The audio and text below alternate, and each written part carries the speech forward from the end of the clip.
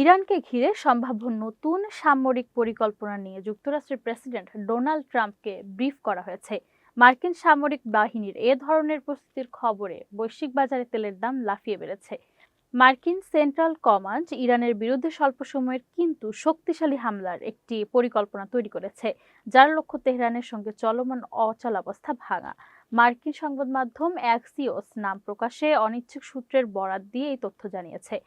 এ বিষয়ে white house বা সেন্টকমের পক্ষ থেকে তাৎক্ষণিক কোনো মন্তব্য পাওয়া যায়নি। এই খবর প্রচার হলে বৃহস্পতিবার এশিয়ার বাজারে ব্রেন্ট ক্রুডের দাম প্রায় 7% বেড়ে ব্যারেল প্রতি $126 বেশি হয়েছে, যা 2022 সালে ইউক্রেন রাশিয়ার পূর্ণমাত্রার আগ্রাসনের পর সর্বোচ্চ।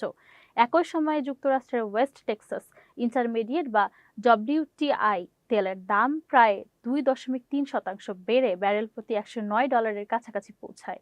বেশি লেনদেন হয় জুলাই চুক্তির ব্রেন্টের দামও প্রায় 2% বেড়ে $113 আশেপাশে ওঠে।